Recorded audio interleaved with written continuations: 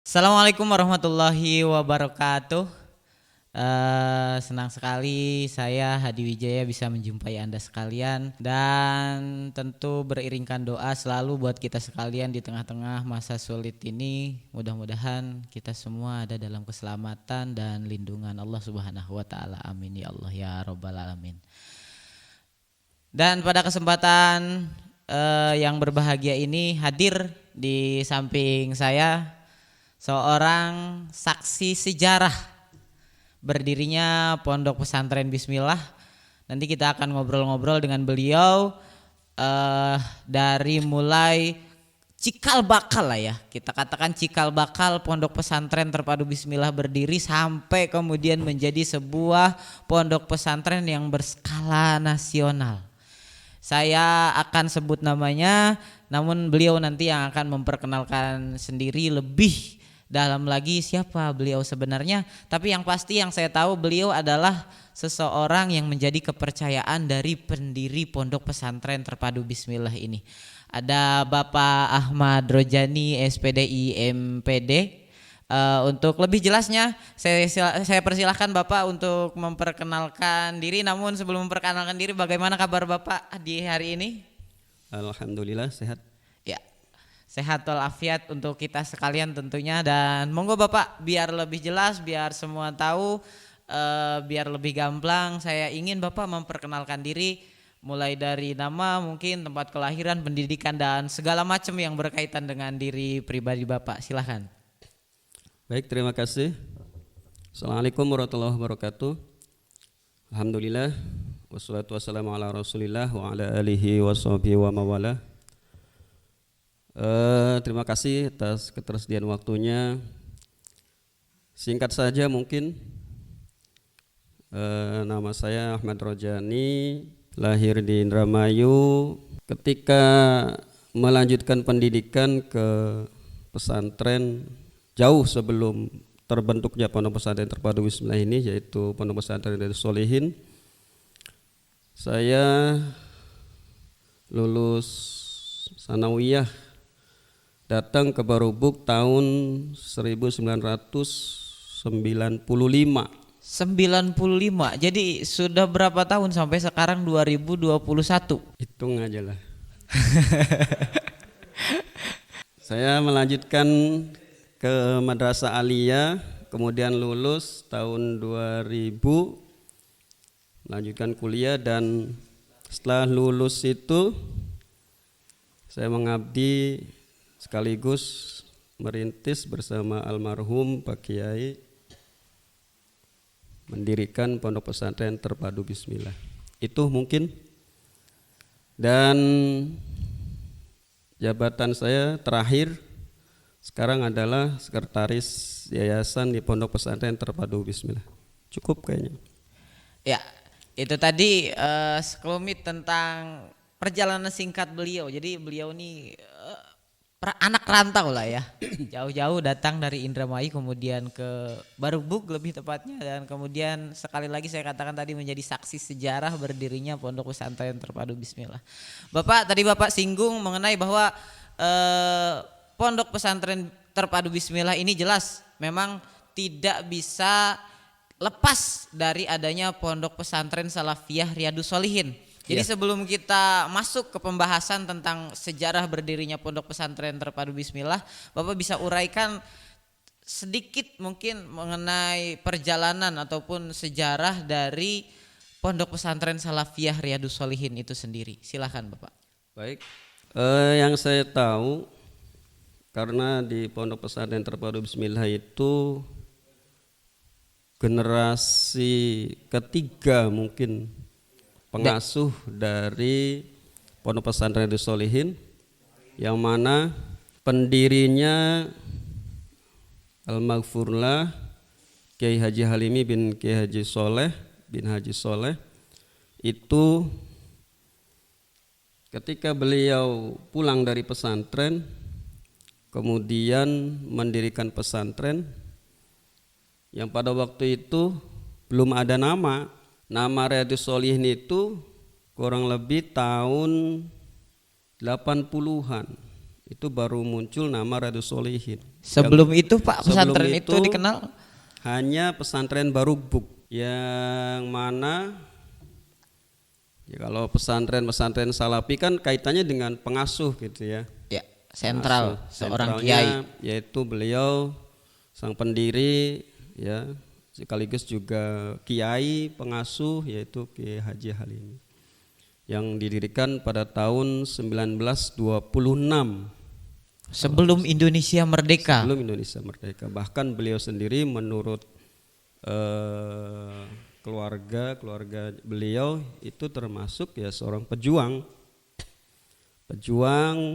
Beliau juga pernah menduduki jabatan camat di Kecamatan Padarincang, sekaligus beliau juga menyelenggarakan pendidikan madrasah-madrasah di Kecamatan Padarincang pada umumnya. Jadi tahun 1926 itu pesantren Darus Shalihin sebenarnya belum muncul, baru dikenal dengan pesantren Barubuk, yaitu diasuh oleh Kiai Haji Halimi. Jadi pendiri Pondok Pesantren Bismillah ini adalah generasi ketiga dari Kiai Haji Halimi. Oke, jadi sebenarnya Riyadhus Shalihin itu sendiri juga muncul di tahun 80-an. Ya. Jauh sebelum itu nama pondok pesantren masih dikenal dengan nama kedaerahan, yaitu Barubuk ya Pak ya, begitu. Barubuk. Oke, itu sedikit banyak tentang Riyadhus Shalihin, yang kemudian bagaimana ceritanya kemudian Riyadhus Shalihin itu berkembang menjadi pondok pesantren terpadu Bismillah. Panjang ceritanya sebenarnya, diawali dari keinginan sang pengasuh, yaitu almarhum Kiai Haji Amin Sobri, yang ingin mengembangkan pesantren, di mana pada waktu beliau pimpin Riyadhus Shalihin itu berada di tengah-tengah masyarakat. Dipikir seperti tidak mungkin harus mengembangkan sayap sesuai dengan mimpi yang beliau inginkan. Maka beliau berinisiatif kemudian mencari tanah, dan di daerah Dangyang itulah, daerah sungai, hilir sungai Dangyang atau Cidanghyang, beliau pada waktu itu mengajak saya melihat tanah yang rencananya akan dibangun pondok pesantren sebagai pengembangan. Sekali lagi sebagai pengembangan, di mana pesantren Barubuk, pesantren Riyadhus Shalihin itu ketika ingin dikembangkan tidak mungkin karena dia berada di tengah-tengah masyarakat. Pada waktu itu masih pesawahan. Tahun berapa itu Pak? Tahun 2002. 2002. Tahun 2002. Seingat saya diajak melihat lokasi itu tahun 2002, masih sawah. Kemudian setahun, karena sawah itu baru ditanam, nunggu panen, kemudian setelah dipanen dikeringkan, 1 tahun kemudian 2003 baru ada penggusuran perataan tanah dari atas ke bawah. Setelah itu pengeringan itu sendiri memakan waktu hampir 1 tahun untuk pemadatan tanah karena tanah sawah, rawa lah ya. Ya. Kemudian tahun 2003 mulai peletakan batu pertama, di mana bangunan pertama yang berdiri di lahan kurang lebih 2 hektar ini Madrasah Aliyah dengan pondasi struktur 2 lantai. Itu hampir 1 tahun, karena memang proses pembangunannya beliau berpikir mendirikan bangunan itu tidak asal, tetapi yang paten, yang kuat sehingga bisa bertahan lebih lama. Ya, MA sendiri setahu saya adalah peralihan, Pak. Jadi sebenarnya tanggal berapa resminya Bismillah ini berdiri? Sebenarnya kalau mengingat bangunan yang ada, yaitu bangunan pertama Madrasah Aliyah, itu waktu pindah belum Madrasah Aliyah, masih menggunakan nama Madrasah Mu'awwatul Ulum yang berdiri tahun 1980-an. Kemudian ketika pindah, dan pada waktu itulah jauh sebelum bangunan ada, terwujud baru ada tanah, beliau Pak Kiai almarhum mencari nama, istilahnya mencari nama, konsultasi, kemudian bahkan istikharah, dan itu lama. Kemudian muncullah nama Bismillah itu dengan beberapa alasan dan dasar-dasar yang memang menjadi penguat dari nama Pondok Pesantren Terpadu Bismillah. Jadi nama itu sendiri, nama pesantren Bismillah, Yayasan Bismillah, bahkan Madrasah Aliyah dan lembaga-lembaga lain yang berkait dengan Bismillah, itu diawali dari munculnya Yayasan Pondok Pesantren Terpadu Bismillah tahun 2003. Itu udah muncul nama Yayasan Pondok Pesantren Terpadu Bismillah, di mana dibuktikan dengan akte notaris yang tertanggal 16 Agustus tahun 2003. Itu resminya lah ya, Bismillah ya, berdiri. Kemudian, nah karena lokasi ini dikhususkan untuk Yayasan Pondok Pesantren Terpadu Bismillah, lokasi yang baru, maka Madrasah Aliyah yang dipindahkan dari lokasi lama berubah nama menjadi Madrasah Aliyah Bismillah. Itu tahun 2007 karena memang prosesnya. Kemudian ya berjalan apa adanya, dan Madrasah Aliyah itu menjadi Madrasah Aliyah Bismillah. Jadi yang ada duluan di Pondok Pesantren Terpadu Bismillah ini adalah Madrasah Aliyah tahun 2003 lah ya, tadi seiring dengan berdirinya Pondok Pesantren Bismillah, kemudian baru berubah nama menjadi 2007. Sedangkan di Bismillah ini ada sekitar 5 lembaga pendidikan, Pak. Ada SMP, ada MTS, ada SMK, bahkan ada PAUD, bahkan sekarang sudah ada boarding school, ada pondok pesantren. Itu runtutannya mana dulu tuh, Pak? Baik. Emang bertahap. Dari tahun 2005 itu mulai peresmian pondok pesantren atau Yayasan Pondok Pesantren Terpadu Bismillah yang diawali dengan gedung Madrasah Aliyah. Kemudian tahun 2005 pun setelah selesai pembangunan Madrasah Aliyah, berdirilah lembaga setingkat SLTP, yaitu SMP Terpadu Bismillah. SMP Terpadu Bismillah itu berdiri tahun 2005. Kemudian bertambah sesuai dengan kebutuhan, berdirilah juga lembaga yang lain, yaitu PAUD. PAUD dulu ya? PAUD itu berdiri tahun 2005, PAUD Bismillah. PAUD Bismillah. Mungkin PAUD pertama lah di daerah kita, yaitu PAUD Bismillah, berdiri tahun 2005. Ya, lokasinya yang masih di Riyadhus Shalihin sekarang ya, untuk PAUD Bismillah itu. Belum pindah ke gedung yang baru. Itu dinyatakan dengan buktinya surat izin, dan juga ada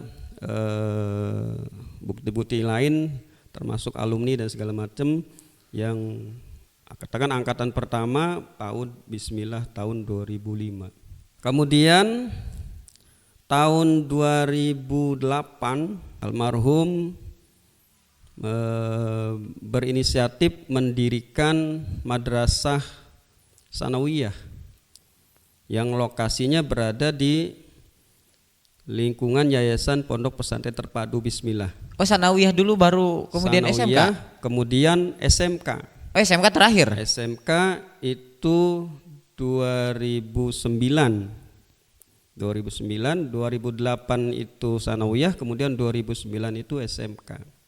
Mulai berjalan pembelajaran SMK tahun 2009. Kemudian dengan berkembangnya dan berjalannya waktu,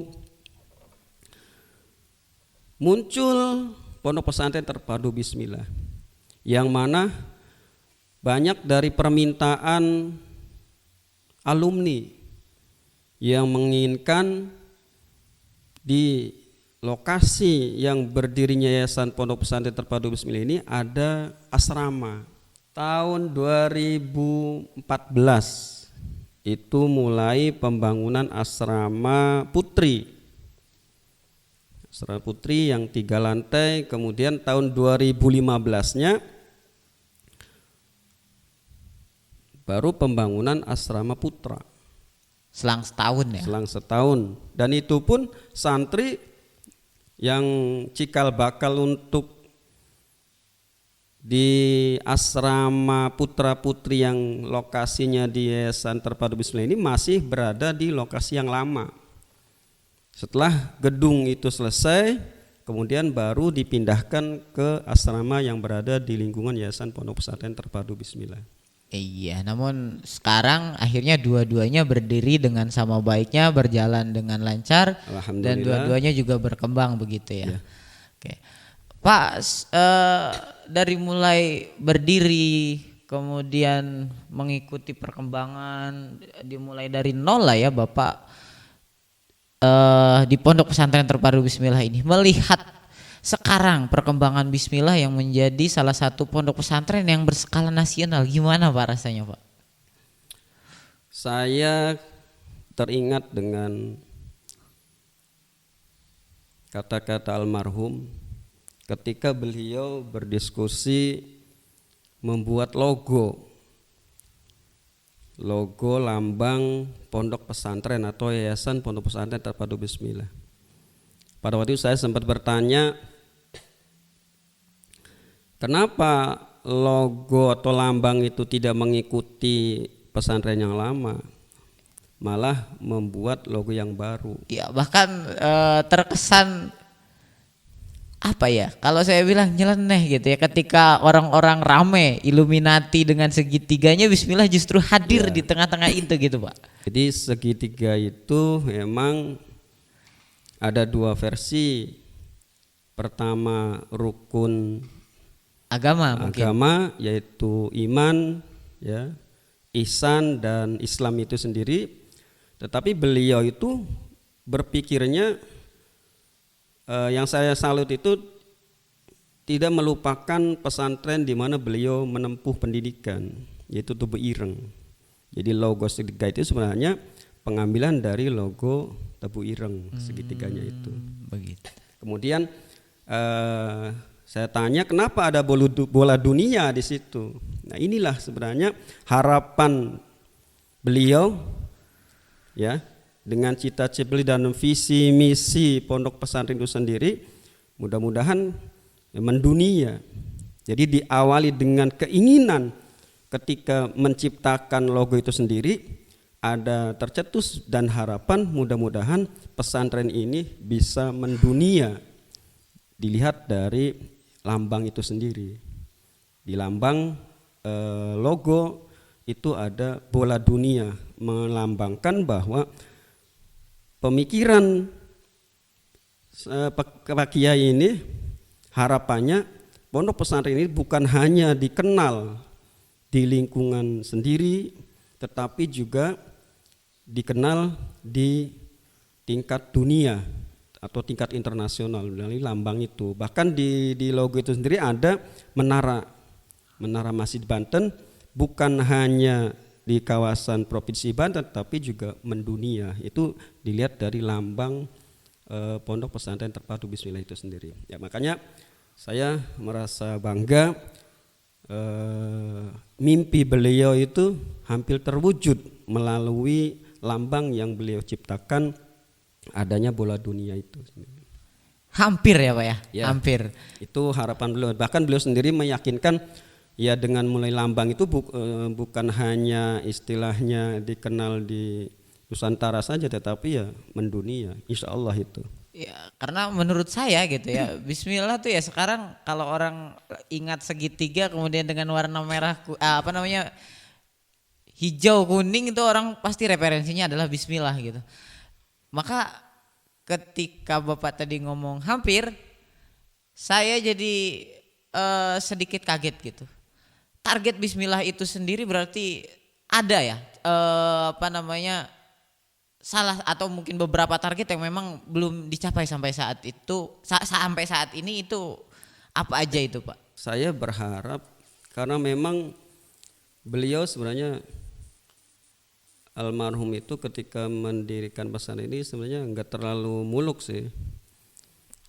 Pengen mengembangkan pesantren yang lama. Artinya keinginan memang secara global itu ya mendunia, tetapi tidak seperti pesantren-pesantren yang lain. Beliau berharap tetap melestarikan ya yang ada di pesantren yang lama, tetapi dengan topangan yang lain, dengan pendukung-pendukung yang lain, bisa pondok pesantren Terpadu Bismillah ini mendunia. Iya, dengan prinsip dasar beliau al-muhafazatu 'alal qadimis sholih ya wal akhdhu bil jadidil aslah itu. Dia berharap dengan tetap tidak meninggalkan apa yang sudah ditanamkan oleh orang-orang tua kita dulu, yaitu di pesantren Salafiyah, pengajian kitab kuning dan budaya-budaya Islami yang ada di masyarakat, tetapi tetap ketika ada hal-hal baru beliau ambil, dan bisa jadi mudah-mudahan dengan hal baru itu Bismillah bisa mengarahkan kepada yang mendunia itu. Jadi jangan kaget lah ya ketika SMK yang sebenarnya kejuruan di dalamnya ada pelajaran kitab kuning gitu. Walaupun memang itu sebenarnya hanya nama saja lah, nama. Tetapi di dalamnya tetap ada muatan-muatan materi pelajaran pesantren. Iya. Jadi kalau ada sesuatu yang lebih bagus dari tradisi yang memang lama, ya kenapa nggak diambil begitu lah ya. Betul. Sehingga berpadu dan bisa kita ambil gitu ya, apa yang menjadi lebih bagus, baik itu dari ulama salaf atau ulama-ulama yang mutakhirin lah ya, bisa katakan gitu. Pak, Bapak ini adalah orang tadi ya saya katakan di awal bahwa orang kepercayaan gitu. Sosok pendiri di mata Bapak itu seperti apa? Sulit sebenarnya digambarkan secara apa ya, karena memang beliau itu orangnya supel. Setahu saya beliau nggak pernah marah. Seingat saya itu nggak pernah. Ke santri itu nggak pernah marah. Kemudian ketika berdiskusi, ngobrol walaupun dalam keadaan santai, beliau itu pola pikirnya selalu berpikir ke depan. Visioner. Iya, visioner. Salah satu contoh, bekerja itu jangan hanya mengandalkan tenaga, tetapi cobalah bekerja dengan pikiran kita. Syukur-syukur dipadukan antara tenaga dan pikiran. Itu salah satu pemikiran beliau yang memang membekas di saya. Beliau itu orangnya suka berdiskusi, suka bermusyawarah. Padahal menurut saya beliau orangnya cerdas. Bisa lah ya ambil ide itu sebenarnya sudah dipegang di tangan istilahnya. Tetapi beliau selalu minta pendapat dengan teman-teman, dengan saya juga berdiskusi bagaimana kalau misalkan ada masukan yang memang belum beliau temukan, kemudian beliau terima, kemudian Dan ketika ada hal sesuatu itu beliau tidak langsung memutuskan. Itu biasanya 3 hari beliau tampung dulu, kemudian baru keputusan itu bisa disampaikan. Yang saya tahu beliau berpikirnya itu selalu ke depan. Zaman terus berubah, kita jangan kalah, jangan ketinggalan dengan zaman. Pesantren walaupun memang kita tetap mengambil hal-hal lama, tetapi harus tetap mengikuti perkembangan zaman. Itu sebagai dasar beliau. Makanya dasar yang tadi itu adalah salah satu pemikiran beliau yang memang secara pribadi beliau itu selalu berpikir ke depan dan menganjurkan kepada para santrinya agar selalu lebih unggul, maju selangkah daripada orang lain dengan kemampuan yang diperoleh di pesantren yang beliau ajarkan. Kemudian beliau orangnya teliti Bang. Jangankan hal-hal yang besar sifatnya, yang kecil pun beliau itu teliti. Perfeksionis lah ya. Kemudian ketika ada sesuatu yang salah itu beliau tidak menyalahkan, malah justru beliau mengarahkan dan membimbing.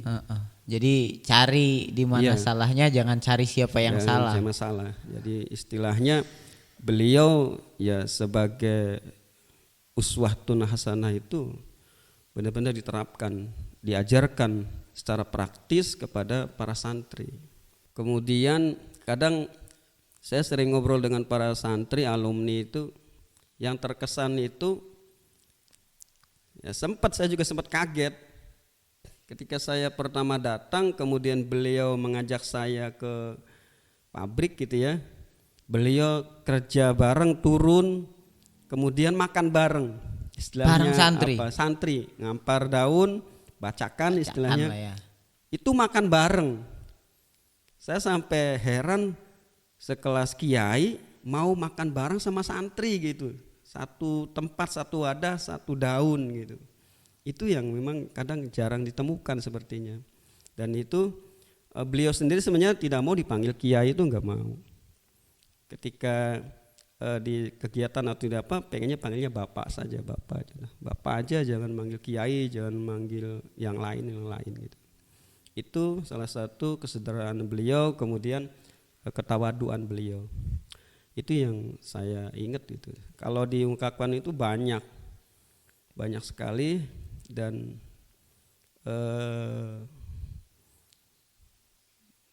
mungkin para alumni juga bisa merasakan kesan-kesan baik yang beliau tanamkan kepada kami sebagai santri, sebagai alumni. Jadi sosok beliau, kepribadian beliau memang saat ini gitu ya, memang benar-benar tergambar di Pondok Pesantren Bismillah itu sendiri ya. Bagaimana beliau mengagumi hal-hal yang lama yang bagus, kemudian tidak menafikan hal-hal baru yang memang juga tidak kalah bagusnya begitu. Betul. Juga tergambar bagaimana dari lembaga-lembaga yang ada di Bismillah itu sendiri. Dan Bismillah sekarang menjadi sebuah pondok pesantren yang memang tadi saya katakan basis ataupun bisa dikatakan bahkan SMK-nya adalah SMK rujukan begitu ya.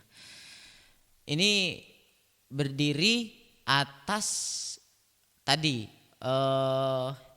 inspirasi yang beliau dapatkan begitu dari berbagai pengalaman hidup ya, sehingga dari sekedar logo saja tadi kita bisa simak bersama bagaimana teliti begitu ya, dari segitiganya, pemilihan warnanya, kemudian lambang dan lain sebagainya macamnya, sehingga menjadi satu perpaduan yang out of the box begitu ya, orang tidak menyangka, sehingga ternyata ya Bismillah ya memang tadi pondok pesantren yang ideal sesuai dengan mengikuti perkembangan zaman, sesuai apa yang diinginkan oleh beliau begitu ya. Berdiri sejak 2003 lah ya resminya, tanggalnya tadi 16 Agustus 16, sehari sebelum kemerdekaan Indonesia lah ya, sebelum peringatan kemerdekaan 16 Agustus 2003, di mana lembaga yang berdiri pada saat itu adalah MA Bismillah, kemudian disusul dengan SMP, kemudian MTS dan SMK. TK sendiri Pak berdiri kapan? Kalau TK itu berdiri tahun 2005. 2005 itu berdiri TK IT Terpadu Bismillah. Bareng dengan SMP berarti ya? Iya. Bareng dengan SMP. Pak, orang berpikir bahwa kalau sudah ada MA maka cukuplah, nggak mesti ada SMK. Kalau sudah ada SMP cukuplah, nggak usah ada MTS begitu. Tapi kemudian Bismillah hadir dengan keempat-empatnya. Apa yang melatar belakanginya Pak? Itu saya sempat diskusi dengan beliau dalam obrolan, termasuk latar belakang beliau mengembangkan pondok pesantren dari Riyadhus Sholihin yang memang bercorak salafiyah, kemudian muncul pondok pesantren Terpadu Bismillah dengan gayanya yang keterpaduan. Itu salah satu adalah ingin memenuhi kebutuhan masyarakat. Ketika masyarakat ingin memesantrenkan, memondokkan anaknya hanya mondok saja, maka kami menyediakan pondok pesantren salafiyah. Kemudian masyarakat yang ingin memesantrenkan atau memondokkan anaknya bukan hanya mondok tetapi juga sambil sekolah, maka muncullah pondok pesantren Terpadu Bismillah itu.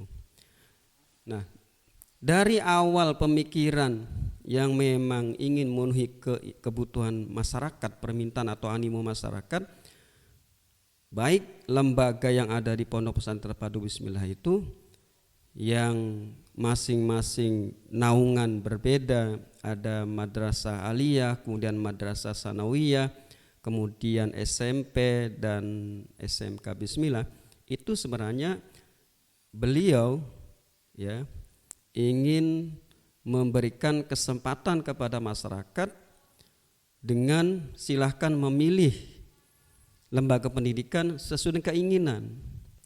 Kalau misalkan lebih banyak nuansa agamanya atau materi-materi keagamaannya, maka pilihlah madrasah aliyah dan sanawiyah. Begitu juga ketika ingin anaknya mengenyam pendidikan sekolah yang istilahnya umumnya lebih dominan, maka di SMK dan juga SMP, apalagi SMK yang lebih multi jurusan. Itu awal dari keinginan beliau mendirikan lembaga-lembaga yang berbeda-beda. Pak, sebagai sebuah penutup, kenapa orang mesti sekolah di Bismillah? Itu beragam. Yang pertama, untuk alumni ada keterkaitan, keikatan antara guru dan murid. Salah satunya alumni selalu teringat dengan sosok sang pengasuh, sang guru, maka ingin terus menyambung silaturahim. Ketika alumni itu mempunyai anak, beliau lanjutkan, beliau titipkan kembali kepada pondok pesantren yang dulu alumni itu pernah mengenyam pendidikan. Kemudian dengan beragam keinginan dan juga animo yang tadi saya sampaikan, Bismillah itu unik. Uniknya dari keterpaduannya itu. Pondok pesantrennya bergaya modern, tetapi isinya di dalamnya, nuansanya itu adalah ke kitab kuningan, salafiyah. Kemudian orang yang memang jiwanya condong kepada ngaji itu cocok menitipkan anaknya ke pondok pesantren Terpadu Bismillah dengan tidak meninggalkan pengajian kitab kuning, ilmu-ilmu agama dan juga ilmu-ilmu pengetahuan umum yaitu dengan sekolahnya. Jadi sesuai dengan man arada dunya fa'alaihi bil ilmi wa man aradal akhirata fa'alaihi bil ilmi wa man aradahuma fa'alaihi bil ilmi. Di bismillah kalau memang menginginkan itu semua. Ilmu pengetahuan agama, ilmu pengetahuan umum, kebahagiaan dunia, kebahagiaan akhirat, kebahagiaan kedua-duanya itu bisa ditemukan di pondok pesantren Terpadu Bismillah. Itu salah satu mungkin masyarakat berkeinginan menitipkan anak-anaknya mesantren di pondok pesantren Terpadu Bismillah. Iya, dari awal kita sudah korek-korek lah tadi ya mengenai sejarahnya berdiri Bismillah yang sekali lagi tidak bisa lepas dari Riyadhus Shalihin.